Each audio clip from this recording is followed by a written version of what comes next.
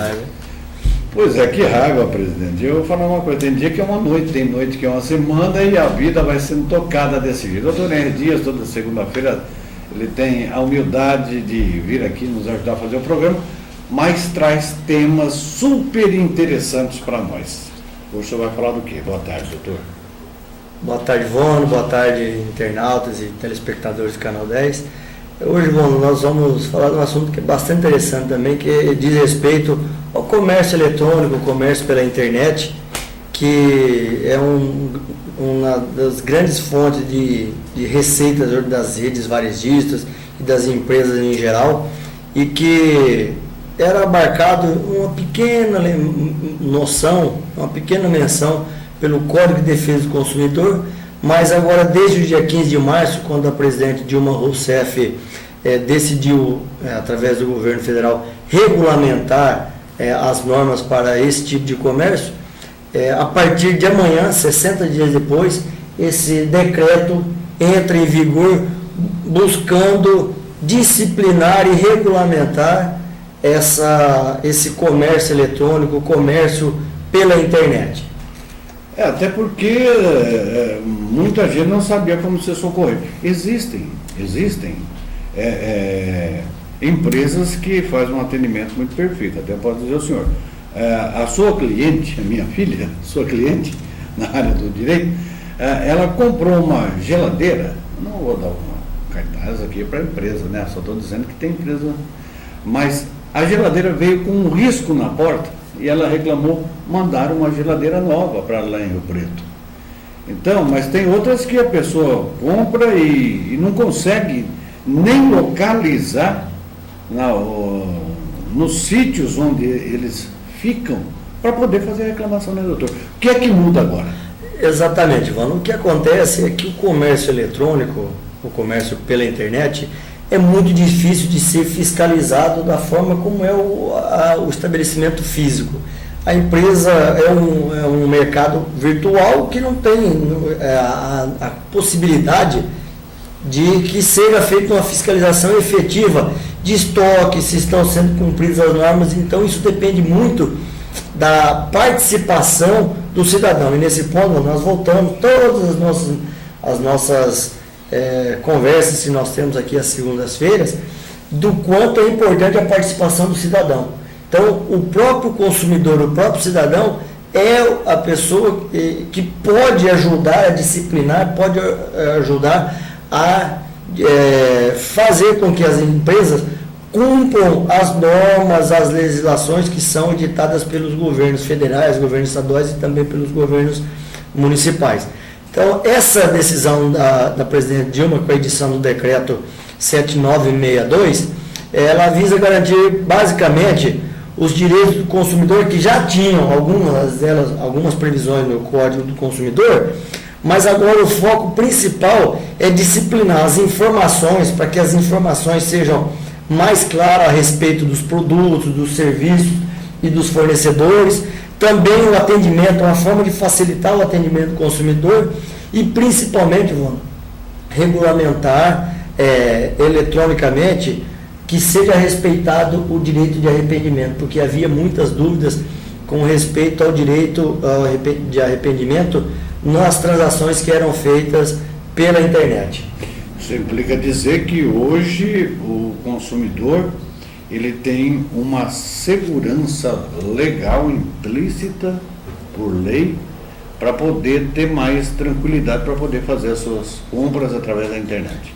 Exatamente, Vano. A ideia é que, principalmente nesses casos, haja a indicação nas aquisições de serviços que as informações sejam dadas de maneira bem clara, que as características dos produtos sejam especificadas, porque nós que temos o hábito de fazer aquisições pela internet, sabemos que às vezes os sites colocam os detalhes, as especificações, as garantias, mas não havia essa obrigatoriedade. Agora há essa obrigatoriedade, e se essa obrigatoriedade não for cumprida, as empresas podem ser punidas, pode ser desde advertência até com multas pesadíssimas e em último caso, até o fechamento, o encerramento, a paralisação das atividades do site para fazer com que o consumidor fique cada vez mais protegido. Hoje, então, é possível, se comprar alguma coisa, não estar satisfeito, procurar o PROCON.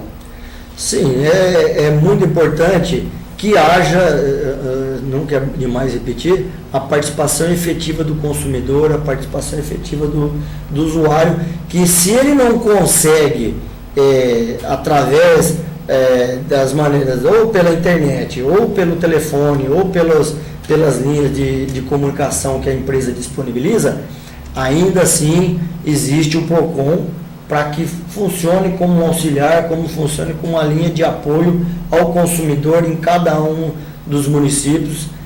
O PROCON funciona geralmente dentro em espaços cedidos pela prefeitura, com funcionários de prefeituras, então também é importante que haja a participação dessas dificuldades aos órgãos de proteção ao consumidor. Agora, um detalhe que não pode se esquecer dessas explanações aqui que o doutor Henrique está fazendo, e como advogado experiente que o senhor é, apesar de jovem, é saber em qual site o cidadão vai entrar para fazer sua compra também, né, doutor? Porque aí não tem PROCON, não tem advogado que vai acertar a vida do cara também, né? Porque tem muita pirataria por aí, né? Exatamente. A legislação, o legislador procura maneiras de garantir que o consumidor não sofra prejuízo, que o consumidor não seja lesado.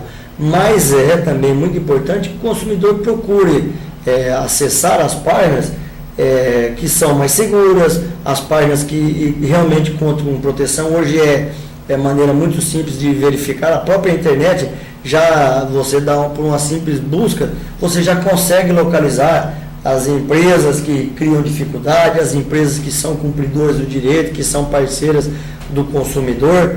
Então, o consumidor tem também que se certificar antes de entrar, porque ele vai colocar naquele site dados pessoais seus, dados cadastrais, como o seu CPF, comprovante de rendimentos, documentos, cartão de crédito, que podem levar a ser lesado se não se certificar de que realmente o local onde ele está acessando, as empresas que estão buscando fazer as suas aquisições, são empresas realmente seguras. Vou fazer uma pergunta agora para o senhor. Por exemplo, eu comprou essa caneta aqui via internet. Eu não posso me utilizar do meio de dizer chegou a caneta e eu não gostei, vou devolver. Aí também não, né? O que acontece, Vano, esse seria o direito de arrependimento. O consumidor ele pode exercer o direito de arrependimento no prazo de até 7 dias, e havia também nessa parte o decreto inova bastante, porque ele regulamenta essa forma de arrependimento, porque havia muita discussão a respeito de como se deveria acontecer esse exercício do direito de arrependimento. E agora o decreto disciplina isso. Se ele compra pela internet, ele pode exercer o direito de arrependimento dele também pela internet. Mesmo assim, do jeito que eu coloquei? Mesmo assim, da forma como você colocou. O consumidor ele tem o direito de exercer o seu arrependimento, não só pelo defeito do produto, ele pode se arrepender de uma compra. Às vezes, empolgado naquele momento da aquisição, ele pode, depois, nesse tempo, exercer esse direito. Então, o decreto regulamenta isso também.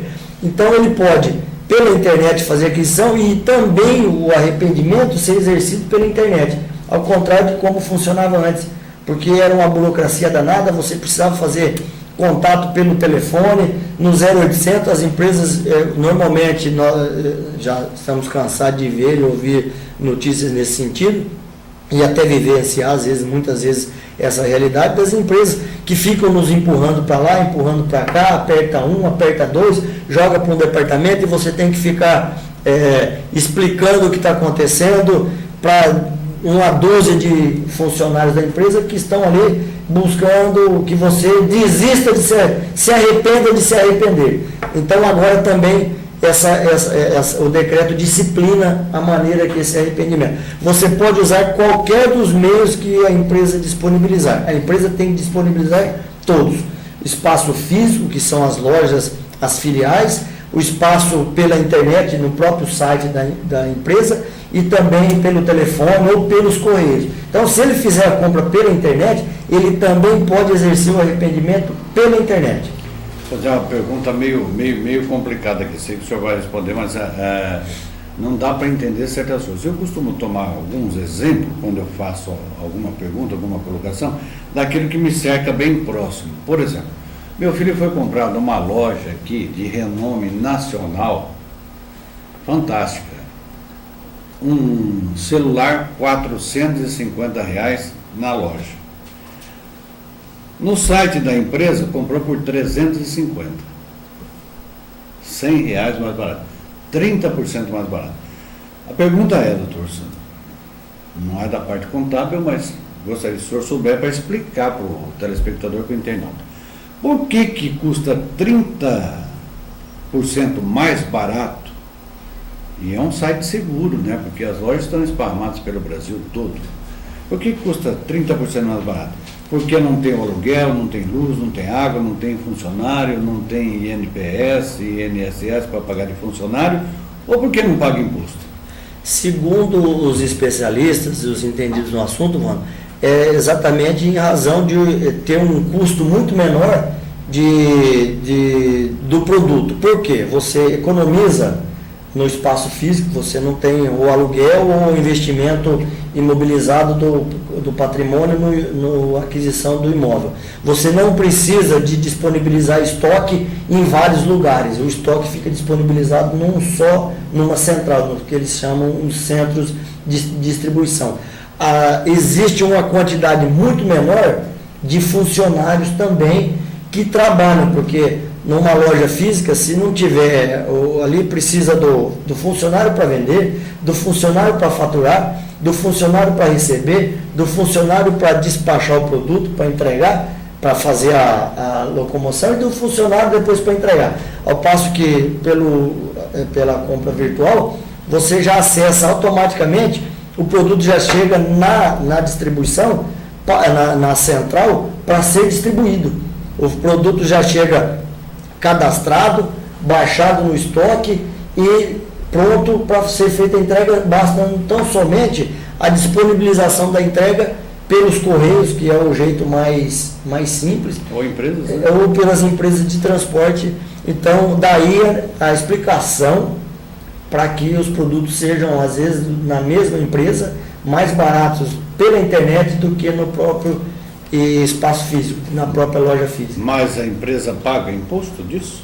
A empresa paga imposto, ela paga imposto normalmente, mas os custos são menores, não o custo dos impostos, mas o custo para efetivar a venda, porque por essa série de razões, principalmente o custo trabalhista. Torelli vai voltar na próxima segunda-feira, outra vez, com um assunto muito importante. Você ficou sabendo através da explicação dele que hoje você está mais amparado pela legislação a respeito de fazer compras através da internet. Mais alguma coisa, mestre? Não, vamos só para finalizar, um resumo do que nós dissemos aqui, que o consumidor deve, primeiramente, tentar fazer um contato para ver se resolve o problema. Se não consegue resolver, busca o PROCON. Se não consegue, aí a orientação é que ele procure um advogado ou os próprios juizados de pequenas causas que vão fazer com que judicialmente as empresas sejam obrigadas a cumprir o que determina a legislação. Você se lembra, doutor Henry, falou a respeito da participação da sociedade. Nós também malhamos isso aqui no Canal 10. Hoje nós demos uma notícia aqui. Bradesco de Fernandópolis não respeitou um cidadão e está lá, vai pagar R$5 mil em indenização. É só acionar, se a sociedade colaborar, é igual no combate à dengue, né? Exatamente. Na verdade, Ivone, é preciso, é muito importante essa participação, porque não é pelo dano em si, pela reparação que a pessoa tem. É lógico que muitas vezes ele acaba sofrendo um prejuízo material também em razão da má assistência, da má prestação de serviço.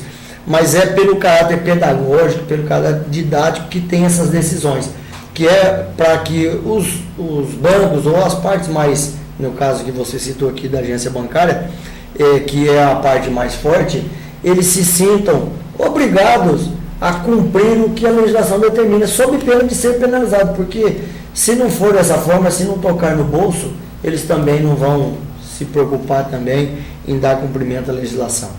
E para que as pessoas também não fiquem com aquela conversa fiada, né? Não tem lei nesse país.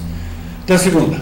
Até segunda, se Deus quiser, estaremos aqui com toda a força. Se Deus quiser. Vai estar aqui o Dr. Henry Dias, não dele, meu, Brasilzinho, Éder, toda a retaguarda do canal deve. Muito obrigado pela sua audiência aqui na TV, na internet. 6 da tarde tem a reprise e à meia-noite também. Todos tenham uma tarde cheia de saúde, paz, boa noite também e até amanhã, se Deus quiser.